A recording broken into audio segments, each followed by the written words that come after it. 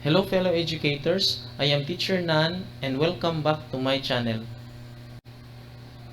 In this video, I will be sharing with you my automated School Form 5 and School Form 9 slip. If you think this video is helpful to you, I encourage you to finish watching this and share it to our fellow educators. For you to be updated to all of the educational videos that I will be uploading here, please do not forget to click the subscribe button and the notification bell. This is the School Form 5 that I downloaded from the LIS. This is fully automated. How to make this automated? Simply, I made two additional worksheets, the input data and the School Form 9, or the report card slip. Since this is fully automated, it means that it will automatically copy the information from the input data and from the School Form 9 to our School Form 5. Let me give you an idea on how to do it. So for the sake of this video tutorial, since my School Form 5 ay nakaset up na, so para maipakita ko naman sa inyo kung paano ko siya ginawa, I will be going to delete this input data here. So sa region, division, and school ID. So delete ko lang muna kasi ipapakita ko sa inyo kung paano ko siya ginagawa ng formula.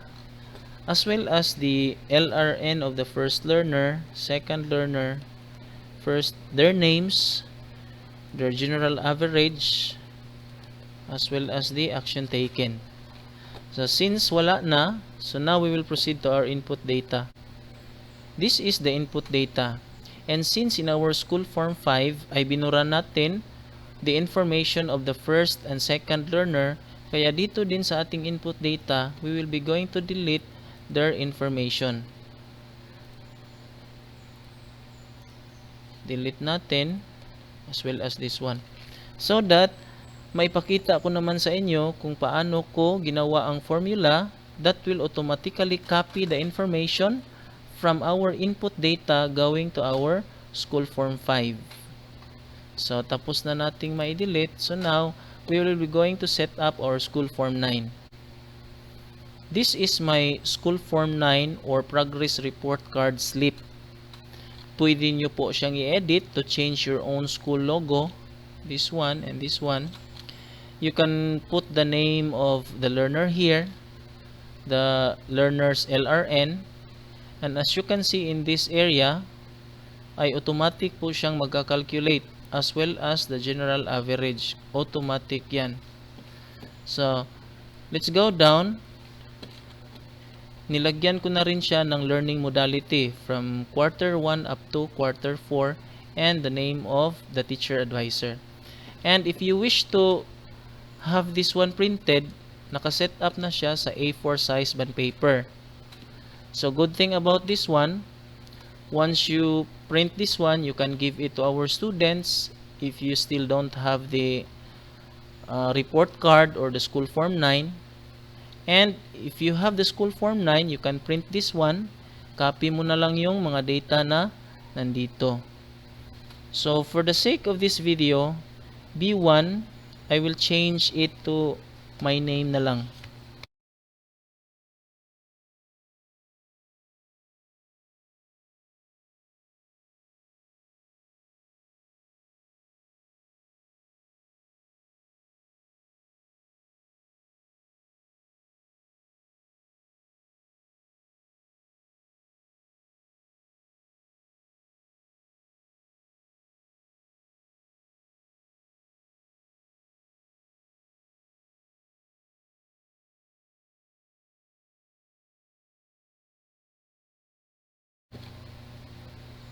Okay.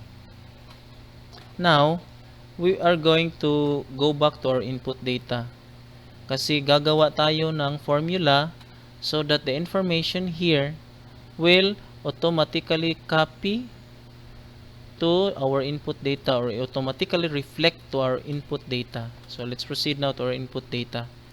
So this is the input data. So since this is the LRN, ang gagawin lang natin is to click equal sign in our keyboard. Okay, here, after clicking the equal sign, proceed to school form 9. Then, click LRN, this one. After clicking the LRN, so andyan siya sa E7. E7. So, click enter. As you can see, andyan na siya. Nagre-reflect siya. So, let's proceed to the LRN of the second learner. So, again, what we are going to do is to click on our keyboard the equal sign. Proceed to school form 9. Click this one and click enter. So as you can see, nagre-reflect siya. For the names of the pupils, so what we are going to do, same process. Click the equal sign. Go to school form 9. First learner. This one. Click enter. Okay. Same process.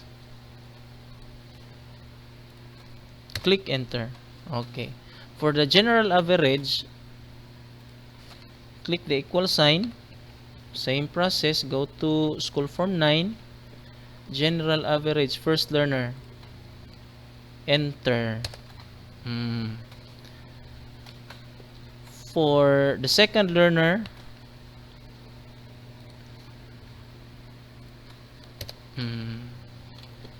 so action taken. Pass or promoted or not promoted. So promoted siya. This one promoted din. Okay. So now, since our input data is already set, I'll be going to show you kung paano naman natin i-copy or gagawa ng formula so that the information in our input data automatically reflect to our school form 5. So this is now the school form 5. Click this cell here. Same process of what we did. Equal sign. Click the input data region. Division.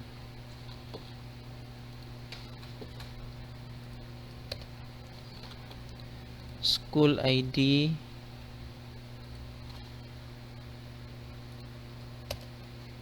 District.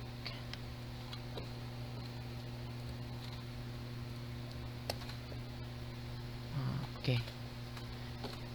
LRN. First learner.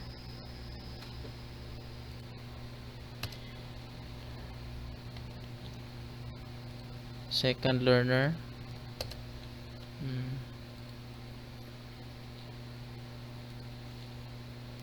First learner.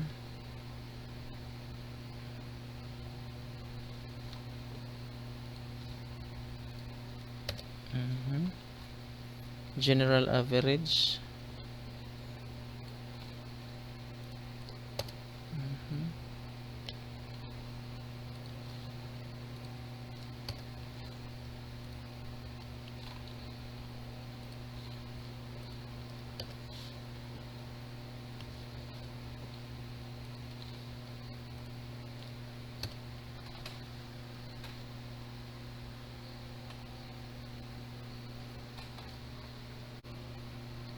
Right now, we will try if the formula works. So, pupunta tayo sa ating input data so that all the information needed here will be filled in.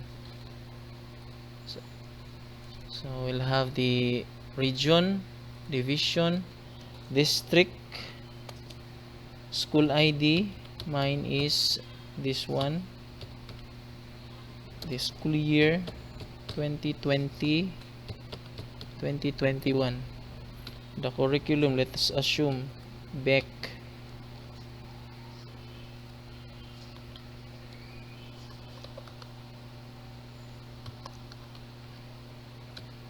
School name. Grade level is 5.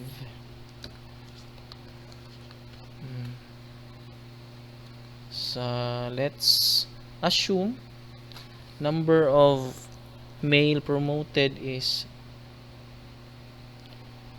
20. Female is 24. 0. So, assume lang din natin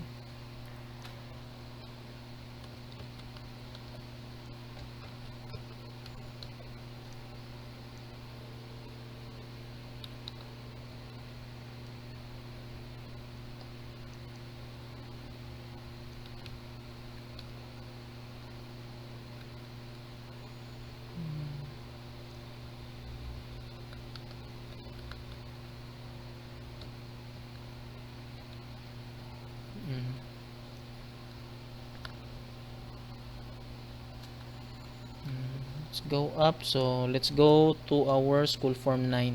So we will try to see if this learner number 3, the boy 3, will the data that we are going to put in our school form 9 will reflect here, and it will automatically copy or reflect to our school form 5. So try natin. So boy number 3. So for boy number 3, papangalanan ko siyang ako sila. LRN.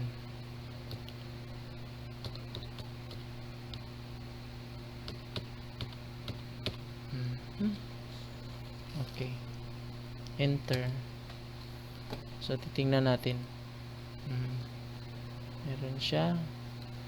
Ako sila. Okay, balik tayo sa school form 9. Lalagyan natin siya ng grades.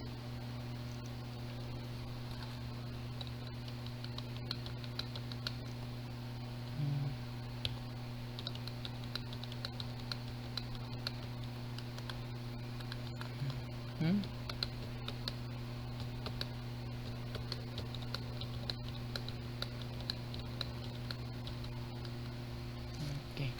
So we'll proceed now to our input data.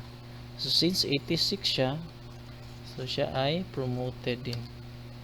So we'll now proceed to our school form 5. So let us have a run through. So ako sila, nagre-reflect siya, promoted. This one, promoted. This one is promoted. So that's it. So what you are going to do, write mo na lang yung name mo as the class advisor and the name of your school head.